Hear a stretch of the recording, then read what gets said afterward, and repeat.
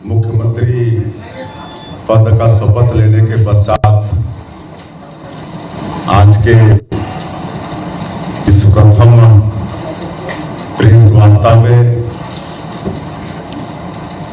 हमारे बीच में उपस्थित हमारे deputy CM Shri Arun Sahu ji, deputy CM Shri Vijay Sharma ji, CS आदरणीय अमिताभ जैन जी, जनसंपर्क विभाग के हमारे अधिकारी और मीडिया के सभी साथीगण और कार्यकर्ता भाई और बहनों, हम लोगों को आने में थोड़ी देरी हुई, इसलिए मीडिया के मित्रों से सबसे पहले क्षमा चाहते हैं। और आज के इस प्रेस वार्ता में आप सभी लोगों का हार्दिक अभिनंदन है, स्वागत है। सबसे पहले तो आप लोगों के माध्यम से हम पूरे प्रदेश के मतदाताओं को धन्यवाद देना चाहेंगे, जिन्होंने भारतीय जनता पार्टी पर बहुत बड़ा विश्वास किया और जितनी हम लोग कल्पना नहीं किए थे उससे भी ज़्यादा बड़ी सफलता हम लोगों को दिलाने का काम किया। 54 सीट हमारी पार्टी ने हासिल किया और कल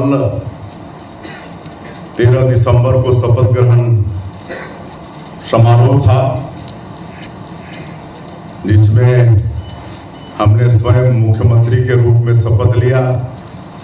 आदरणीय श्री अरुण साहु जी ने डिप्टी सीएम के रूप में शपथ लिया, आदरणीय श्री विजय शर्मा जी ने डिप्टी सीएम के रूप में शपथ लिया। और ऐसे शपथ ग्रहण समारोह में हम लोगों का सौभाग्य था कि हम लोगों को आशीर्वाद देने हमारे देश के यशस्वी प्रधानमंत्री श्री नरेंद्र मोदी जी पधारे थे। देश के यशस्वी गृह मंत्री आदरणीय अमित शाह जी पधारे थे। हमारे पार्टी के राष्ट्रीय अध्यक्ष आदरणीय जेपी नड्डा साहब पधारे थे और कई केंद्रीय मंत्रीगण पधारे थे। कई राज्यों के मुख्यमंत्रीगण पधारे थे।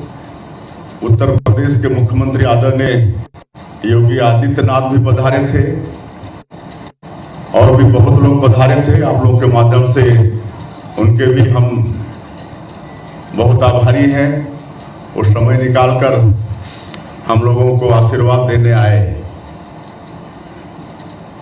शपथ लेने के बाद आज पहला कैबिनेट का बैठक संपन्न हुआ है, जिसमें हम लोगों ने जो चुनाव कैंपेनिंग के दौरान मोदी की गारंटी में जो हम लोग का वादा भी है कि जो पिछले 5 वर्षों में कांग्रेस पार्टी की सरकार में जो गरीब लोग 18 लाख प्रधानमंत्री ग्रामीण आवास से वंचित हो गए, उनको मकान देने का काम करेंगे।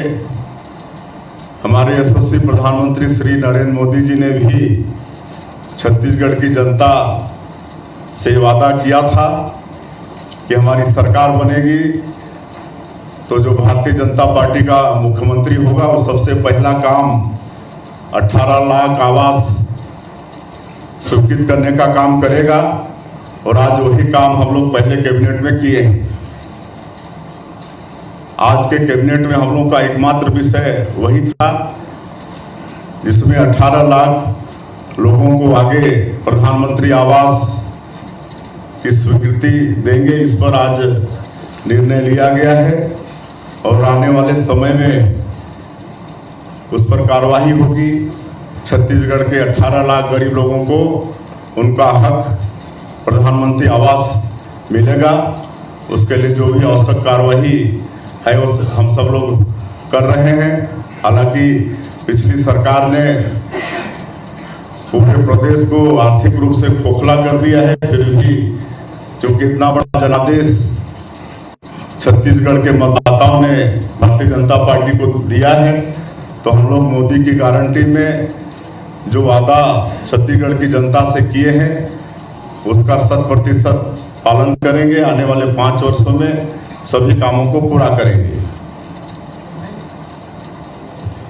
परिचयात्मक बैठक और कैबिनेट बैठक के पश्चात, चूंकि आज ये पहला दिन था हम लोग के लिए, वैसे कल शपथ ग्रहण के बाद विधिवत पूजा अर्चना करके हम तीनों अपने अपने कक्ष में बैठे और आज पहला बैठक था तो सभी विभागों के जो सेक्रेटरीज हैं उनके साथ बैठे, उनका परिचय हुआ और सभी लोगों ने अपने विभाग के विषय में छोटा ब्रीफिंग हम लोगों को दिया है, अपने विभागों से अवगत कराया है और हमने उनसे और भी आग्रह किया है कि आगे आप लोगों के साथ और आगे बैठेंगे और थोड़ी और जानकारी लेंगे और थोड़ा डिस्कस भी करेंगे, उनसे आग्रह किया है। धन्यवाद। मुख्यमंत्री जी, द एपीएन न्यूज से पीयूष मिश्रा, आपके संज्ञान में बस्तर की 3 बातें लाना चाह रहा हूँ। मैं पीयूष मिश्रा एपीएन न्यूज से बस्तर की 3 बातें आपके संज्ञान में लाना चाहता हूँ। नगरनार स्टील प्लांट जो अभी पूर्ण रूप से शुरू भी नहीं हुआ है, लेकिन वहाँ चोरी की वारदातें ज्यादा हो गई, जिसकी एफआईआर भी लिखी गई है। दूसरा, मक्का वहाँ ज्यादा होता है, मक्का प्रोसेसिंग प्लांट जो पिछली सरकार ने कहा था उसके विषय में आज तक प्रोसेसिंग प्लांट चालू नहीं हो पाया। और तीसरा, नक्सलवाद, उसके लिए क्या सोच है? जो स्क्रैप की चोरी हो रही है उसकी जानकारी आज ही हमको मिली है, उसके विषय में हम जानकारी लेंगे और जो भी आवश्यक कदम होगा वो करेंगे। सर, मेरा एक सवाल है। और वो पुरानी सरकार की बात को छोड़ दीजिए, हम लोग जो भी आवश्यक होगा, छत्तीसगढ़ की जनता इतना बड़ा जनादेश हम लोगों को दिया है तो छत्तीसगढ़िया सबले बढ़िया इसको चरितार्थ करते हुए हम लोग काम करेंगे। सर, मैं संदीप तिवारी नहीं एक करके आप एक लेफ्ट फिर सेंटर फिर राइट फिर एक आ जाएंगे बीच से। सर, मैं दीपक विश्वकर्मा, इंडिया न्यूज से। सर, एक सवाल है, आपने कहा कि पुरानी सरकार ने खोखला कर दिया था फाइनेंशियल चीजों को, तो क्या माना जाए, कैसे तालमेल बिठाया जाएगा? क्योंकि बहुत सारी घोषणाएं आपकी उसके लिए फंड्स कहाँ से आएंगे, कैसे वो सामंजस्य बैठेगा? उसके लिए हमारी पार्टी में भी कई अनुभवी लोग हैं और फिर अब डबल इंजन की सरकार है, केंद्र में भी हमारी सरकार है, यहाँ भी हमारी सरकार है, तो आप समझ सकते हैं कि डबल इंजन की सरकार तेजी से चलेगी।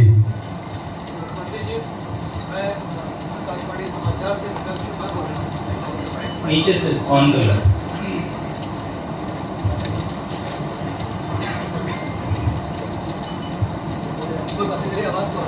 आ रही आकाशवाणी समाचार से विगत में ये जो विधानसभा चुनाव हुए थे उसमें आदिवासी क्षेत्रों में भारतीय जनता पार्टी को काफी सफलता मिली है। सरगुजा में आपने सारी सीटें जीती हैं, बस्तर में भी काफी सीटों में आपने सफलता हासिल की है। तो आदिवासी समुदाय की आपसे विशेष रूप से अपेक्षाएं हैं, तो आदिवासी क्षेत्रों के विकास के लिए, आदिवासी लोगों के विकास के लिए आपकी क्या कार्य योजना है? क्षेत्रों के विकास के लिए आपका विशेष कार्यक्रम? विधानसभा 2023 के चुनाव में आदिवासियों का पूरा आशीर्वाद मिला है, समर्थन मिला है।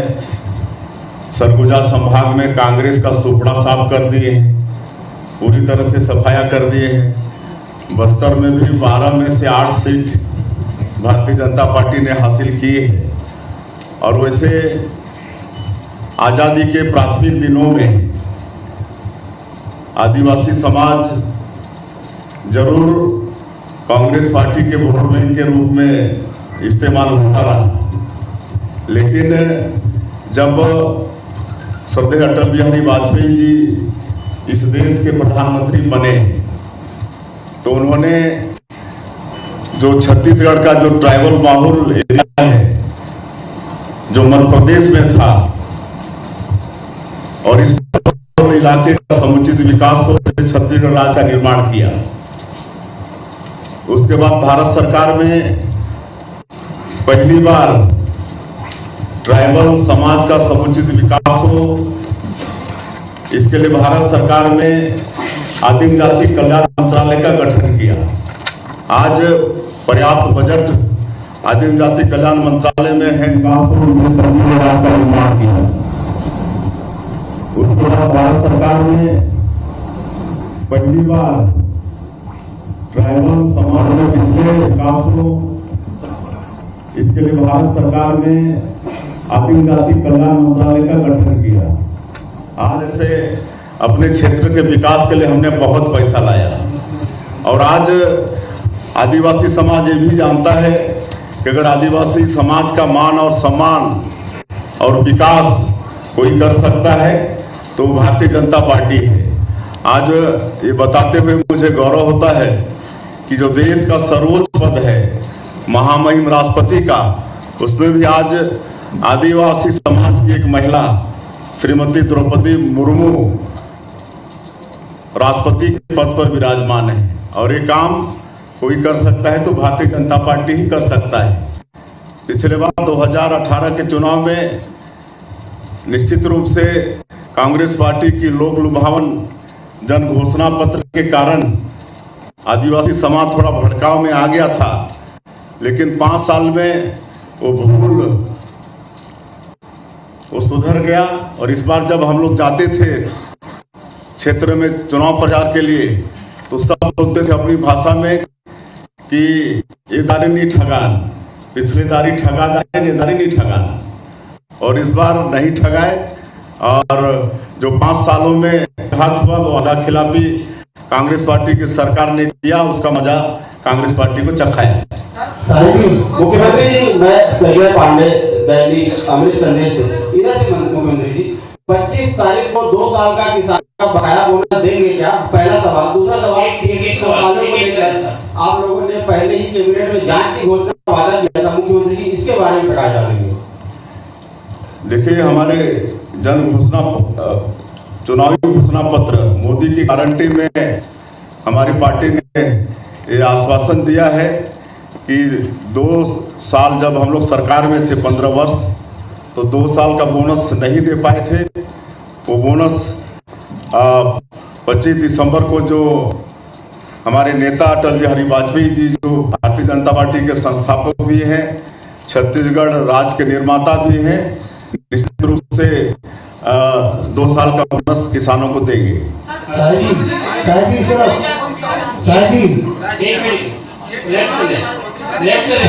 एक एक करके बोले तो शाहजी, मैं दामू बोल रहा हूँ।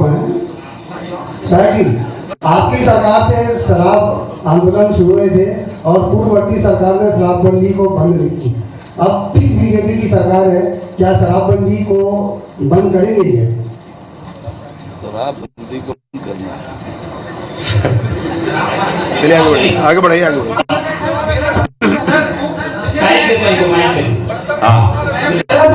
विजय जी से है। विजय भैया, आपसे सवाल है मेरा ये। अरे पीएम आवास को लेकर के आपने विषय सबसे पहले आपने उठाया था कमलनाथ, तो पीएम आवास को लेकर के भाजपा ने फॉर्म भरवाए थे। उन फॉर्म्स को जो आपने कलेक्ट किया था पीएम आवास आंदोलन के लिए, उन फॉर्म का क्या होगा? क्या उन फॉर्म को लेकर के आगे कार्रवाई होगी? क्योंकि अभी आपने कैबिनेट में 18 लाख मकानों की स्वीकृति दे दी, तो जो फॉर्म भाजपा के समय भरे गए थे उनका क्या? उसमें आप देखेंगे जो प्रधानमंत्री आवास की प्रतीक्षा सूची थी, उस प्रतीक्षा सूची के लोगों के फॉर्म भराए गए थे। बहुत कम फॉर्म, हमारे पास 7 लाख लगभग आवास के फॉर्म आए थे। अभी तो 18 लाख आवास, प्रतीक्षा सूची भी ले ली गई पूरी, और आगे और माननीय मुख्यमंत्री जी आपको बताएंगे सारी सूचियों पर काम हुआ है। वो फॉर्म जो प्रतीक्षा सूची में थे करके हमको दिया है, वो हमारे पास रखा है। अगर हमारी सरकार ना आती तो फिर हम आंदोलन करते हैं, परंतु आज जनता के आशीर्वाद से सरकार है और इसलिए आदरणीय मुख्यमंत्री जी उस विषय में विस्तार से आपसे और एक मिनट प्लीज सर, आपको कंप्लीट कर लेने दीजिए। एक मिनट प्लीज आपको। हाँ मुख्यमंत्री जी, मैं मोहन साहू एशियन न्यूज़ से। सर, बहुत सारे किसान आप लोग की तरफ देख रहे हैं क्योंकि आप लोगों ने वादा किया था कि 21 क्विंटल जो धान खरीदेंगे और 3100 रुपये पैसे देंगे, तो बहुत सारे किसान ऐसे हैं कहा है वो करेंगे, उन लोग के लिए क्या कुछ आप लोग लेके आए हैं, क्या कुछ निर्णय लिए? मैं कह चुका हूँ कि मोदी की गारंटी में जो भी वादा हमारी पार्टी ने छत्तीसगढ़ की जनता से किया है वो 100% उसका पालन होगा।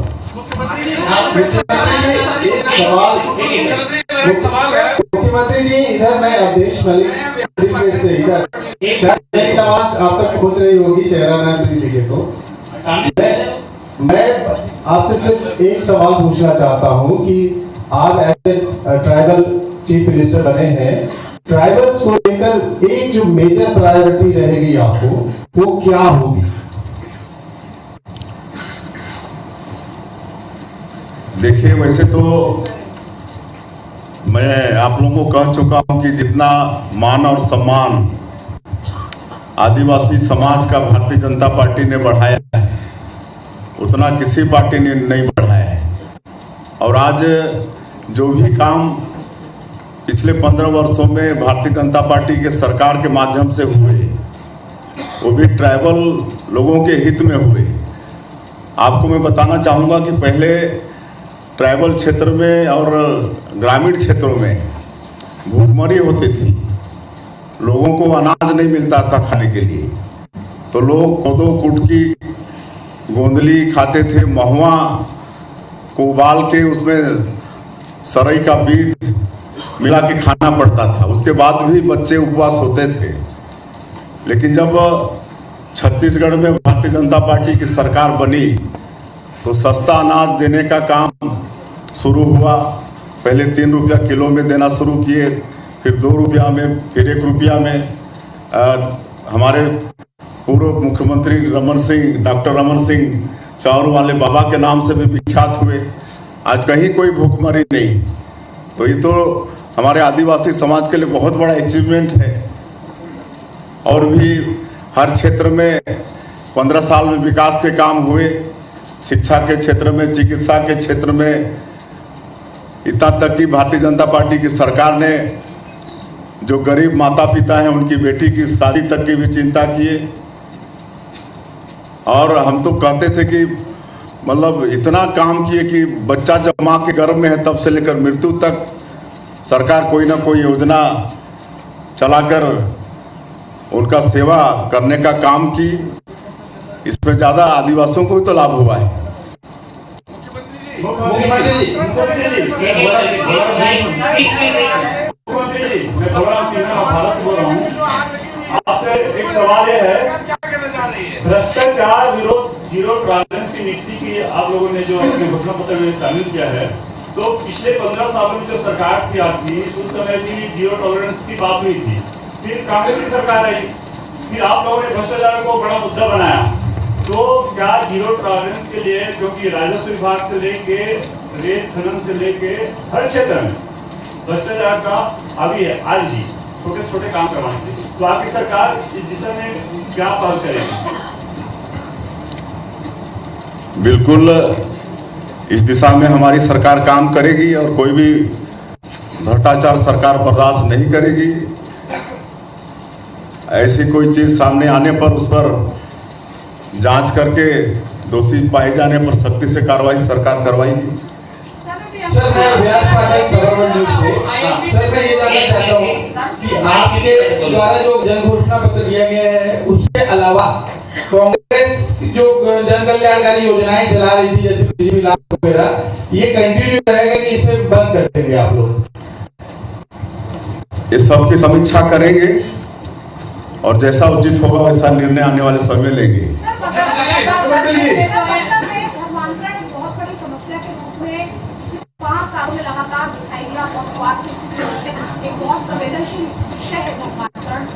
सरकार के पास इसको लेकर भी कोई योजना है?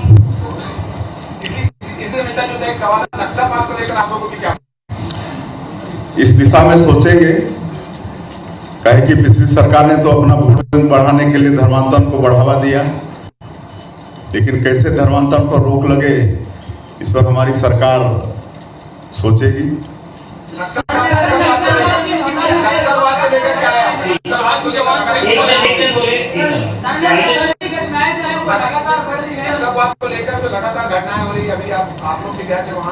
आप सभी लोगों को मालूम हुआ कि 15 वर्षों में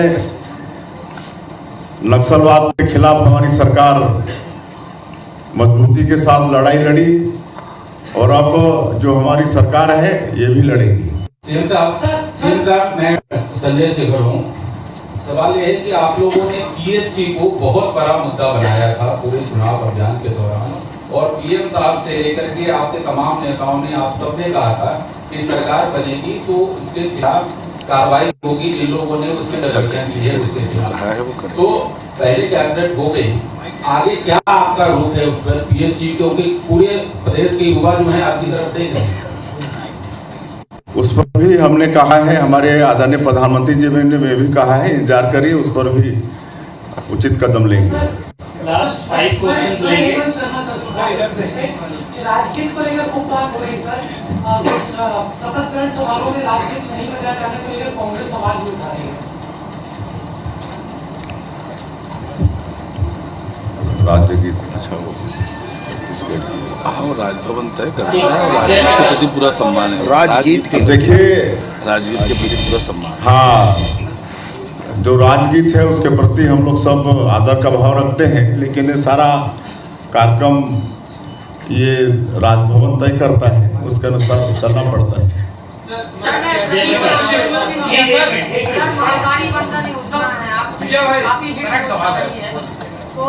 को लेकर महिलाओं को काफी उम्मीद है, अरे अभी तो कल शपथ लिया भाई, थोड़ा इंतजार करिए ना। होता जी बोलिए, सब करेंगे।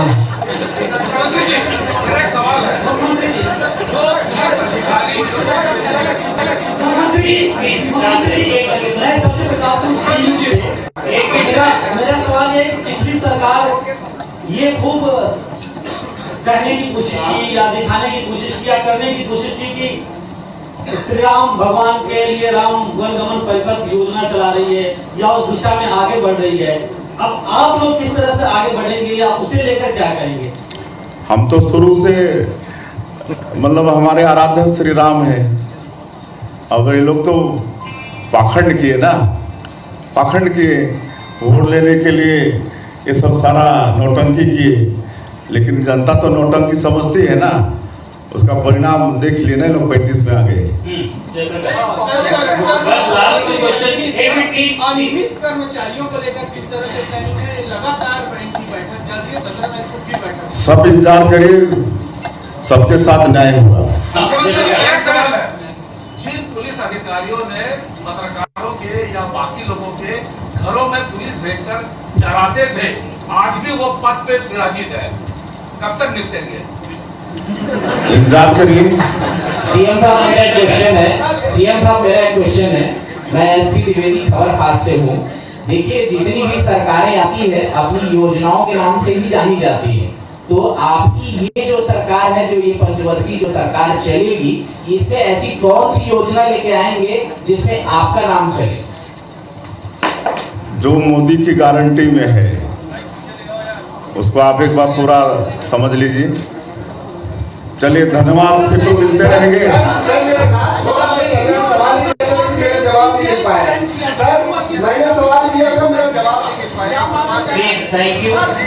चलिए, सबको बहुत बहुत धन्यवाद, मिलते रहेंगे।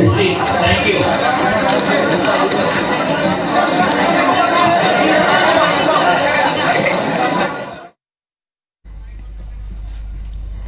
तो आप सुन रहे थे सीएम विष्णुदेव साय को, जिन्होंने पहली कैबिनेट के बाद जो महत्वपूर्ण फैसले लिए गए हैं उसकी जानकारी दी, और जिसका इंतजार सभी को था। उन्होंने ये ऐलान कर दिया है कि 18 लाख प्रधानमंत्री आवास को स्वीकृति दी जाएगी, और इसके साथ ही उन्होंने कहा है कि अगले 5 साल में प्रधानमंत्री नरेंद्र मोदी की हर एक गारंटी को हम पूरा करेंगे। तो 18 लाख पीएम आवास योजना को स्वीकृति दे दी गई है, और इसके साथ ही 2 साल का बोनस भी देंगे 25 दिसंबर को। उन्होंने जिक्र किया कि अटल बिहारी वाजपेयी, जो कि भारतीय जनता पार्टी के संस्थापक है, उनको श्रद्धांजलि अर्पित करते हुए 25 दिसंबर के ही दिन धान का बोनस 2 साल का दिया जाएगा और इसके साथ ही उन्होंने यह भी ऐलान कर दिया है कि 18 लाख पीएम आवास बनाए जाएंगे। तो सभी इंतजार कर रहे थे कि पहले कैबिनेट की बैठक में कौन से फैसले लिए जाएंगे और इसके साथ ही कांग्रेस पर भी उन्होंने तीखा प्रहार किया। भगवान राम के नाम के उपयोग को लेकर के उन्होंने तंज कसा कांग्रेस के ऊपर।